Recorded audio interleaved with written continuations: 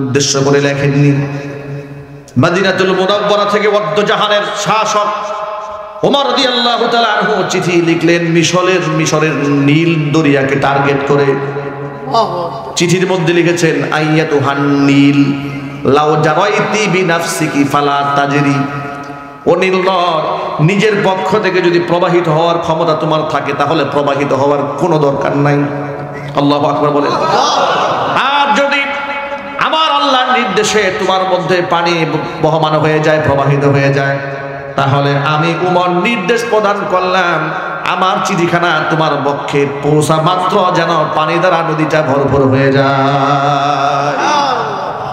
সাহাবায়ে কেরাম রাদিয়াল্লাহু তাআলা আনহুম আজমাইন, সিরাতের কিতাবের মধ্যে এসেছে, তারা বলেন ওমর ফারুক রাদিয়াল্লাহু তাআলা আনহুর লিখে দেওয়া সেই চিঠিখানা, চিরকুটখানা নিয়ে যখন আমরা দরিয়ার উদ্দেশ্যে রওনা হলাম, একেবারে ফেটে চৌচির হয়ে আছে দরিয়ার মাটি, সেখানে মাঝখানে রেখে আমরা চিরকুটখানা নদীর মধ্যে ফেলে দিয়ে আমরা যখন শুকনা নদী দিয়ে আমরা হেঁটে আসতেছিলাম, আশ্চর্যের ব্যাপার, আজব ব্যাপার, আল্লাহ পাকের কি কুদরতি কারিশমা।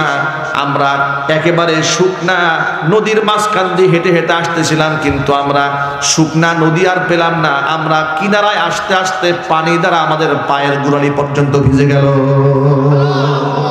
আল্লাহু আকবার বলেন। এমন পাওয়ারফুল নেতা, যার ব্যাপারে আল্লাহর হাবিব রাহমাতুল লিল আলামিন বলেছেন, লাউ কানা মিন বাদি নাবিয়্যুন লাকানা উমরু নাবিয়্যা। আমার পরে যদি কেউ এই পৃথিবীতে নবী হতো, নিশ্চয়ই হযরত উমর নবী হয়ে যেতেন। এমন একজন পাওয়ারফুল নেতা হযরত উমর খাত্তাব রাদিয়াল্লাহু তাআলা আনহু, তিনি মসজিদের মিম্বারে দাঁড়িয়ে খুতবা দিচ্ছেন। বাক স্বাধীনতা কাকে বলে দেখেন। ওমর রাদিয়াল্লাহু তাআলা আনহুর সামনে থেকে একজন মুসল্লি দাঁড়িয়ে বলেন, আমার খুতবা বন্ধ করেন, আগে কথা আছে। সুবহানাল্লাহ, খুতবা স্টপ করেন, কথা আছে আপনার সাথে। হযরত ওমর অবাক হয়ে গেলেন, ভরপুর মুসল্লি মসজিদে জুমার খুতবা দিচ্ছেন তিনি। আপনি যে জামাটা গায়ে দিয়েছেন, যে কাপড়ের জামা পরেছেন, দুইটা টুকরা দিয়ে বানিয়েছেন, ওই একই টুকরার কাপড় আমার গায়েও আছে। জিহাদের ময়দান থেকে লভ্যাংশ, আনফাল, যুদ্ধলব্ধ সম্পদ থেকে এগুলা বণ্টিত হয়েছে।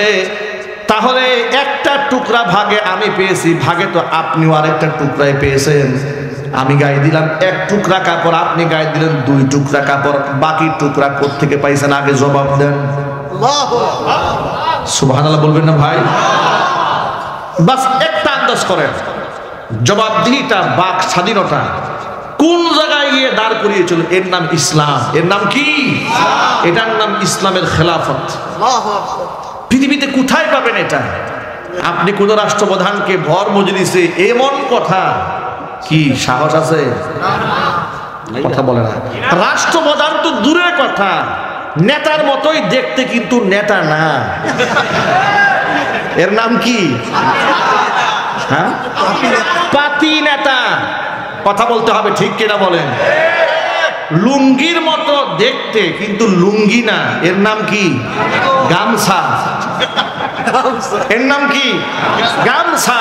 কিন্তু চামচের মতো দেখতে, চামচ না। এর নাম কি? এর নাম চামচা। ঠিক কিনা বলেন? এমন এক চামচা সমাজে নাই? একটু জোরে বলেন। আপনি চামচার বিরুদ্ধে মামলা করতে পারবেন? 14 গোষ্ঠীর বাপটি জ্বালায় যাবে এরা। ঠিক কিনা বলেন? বাপ দেখায় যাবে আপনাকে।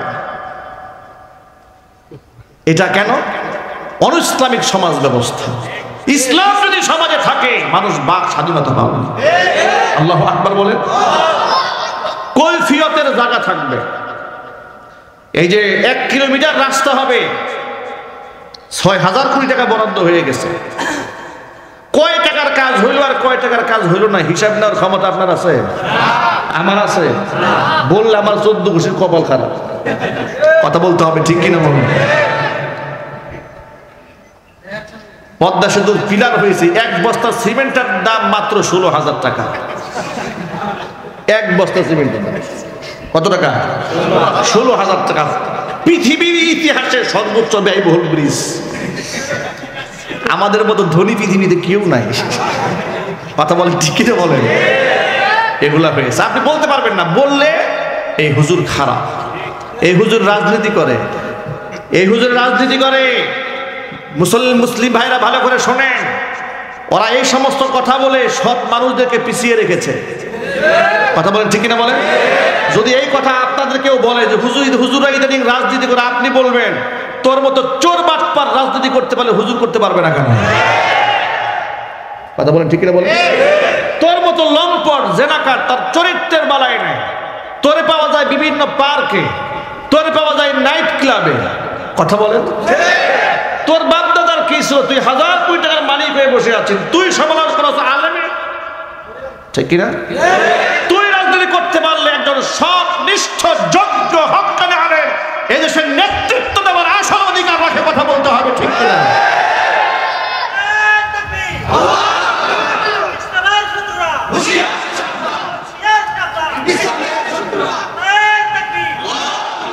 এবার শোনেন, ওমর ফারুক রাদিয়াল্লাহু তাআলা আনহু কি ঠান্ডা মেজাজের লোক ছিলেন, ঠিক না? একেবারে কুল। আল্লাহু আকবার বলেন। ওমরের মেজাজ ও ইসলামের মেজাজ, সুবহানাল্লাহ বলেন। ওমর ফারুক রাদিয়াল্লাহু তাআলা আনহু কি এত বড় অপমান, ভর মজলিসে সবার সামনে বলল, যে জামা আপনি পরেছেন ওটা দুইটা টুকরা দিয়ে বানানো, আর আমার গায়ে এক টুকরা, আগে জবাব দেন পরে বয়ান করেন। এবার ওমর রাদিয়াল্লাহু তাআলা আনহু পাশেই তার ছেলে আব্দুল্লাহ বসা ছিলেন। ওমর ছেলেকে ডাক দিয়ে বলে, ছেলে আব্দুল্লাহ তুমি এবার দাঁড়াও, তুমি সাক্ষী দাও আমি কোটা কোথায় পেলাম। ছেলে বলল, যেহেতু আমার বাবা আকার আকৃতিতে লম্বা, এক টুকরা কাপড়ে তার সতর ভালো করে ঢাকে না, এই জন্য তার নিজের এক টুকরা আর আমি আব্দুল্লাহর ভাগে যে এক টুকরা পড়েছিল, বাপ বেটার দুই টুকরা মিলাই একটা জামা বানায়া গায়ে দিয়েছে। আল্লাহু আকবার বলে। এটার নাম ইসলামের খলিফা। কার খলিফা এটা? ইসলামের খলিফা। এমন একটা সমাজ হোক, এটা আমরা চাই না। এটা কি কোরআন বাদ দিয়ে, ইসলাম বাদ দিয়ে হবে না? এগুলো ইসলাম বাদ দিলে হবে না, ইসলাম দিয়েই সমাজ ব্যবস্থা কায়েম হবে ইনশাআল্লাহ। আরেকটা ছোট্ট ইতিহাস শোনাই। ওমর ফারুক রাদিয়াল্লাহু তাআলা আনহু পিঠা খেতে পছন্দ করতেন, ভালোবাসতেন। একদিন তার স্ত্রী সুন্দর করে কিছু পিঠা বানিয়ে তার সামনে উপস্থাপন করলেন। ওমর রাদিয়াল্লাহু তাআলা আনহু আব্দুল্লাহর মাকে ডেকে, তার স্ত্রীকে ডেকে বললেন, আব্দুল্লাহর মা, পিঠা পেলে কোথায়? রাষ্ট্রীয় কোষাগার থেকে যে গম দেওয়া হয়, আটা দেওয়া হয়, ওই গম আর আটা দিয়ে তো আর এত পিঠা খাওয়া আমাদের সম্ভব না।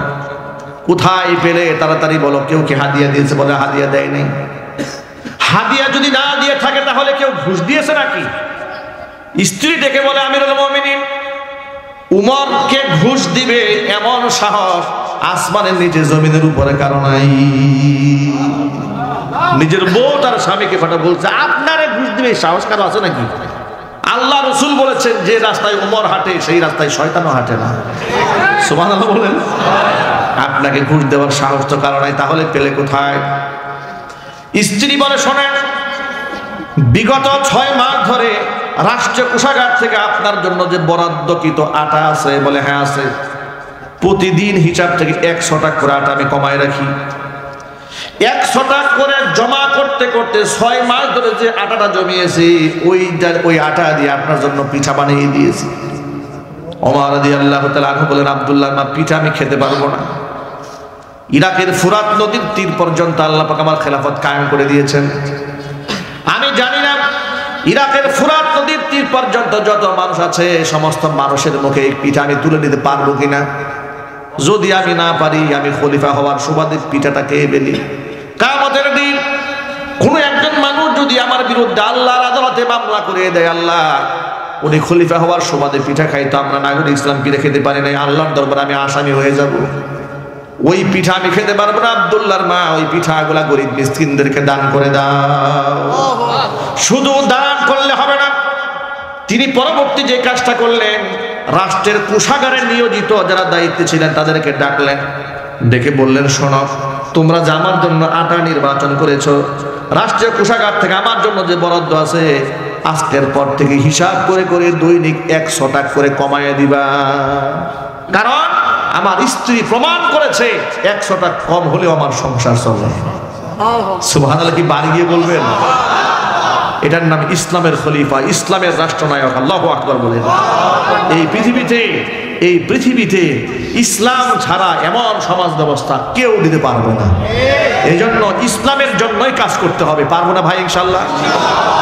আমার প্রিয় যুবক ভাইরা, মদ বন্ধ হয়ে যাবে, জিনা বন্ধ হবে, সমাজ থেকে ঘুষ বন্ধ হয়ে যাবে, দুর্নীতি বন্ধ হয়ে যাবে, চাঁদাবাজি বন্ধ হয়ে যাবে। রাষ্ট্র ক্ষমতা যদিও পরিবর্তিত হয়ে গেছে, কিন্তু দেশে এখনো পর্যন্ত অন্যায় অনিয়ম আছে না নাই?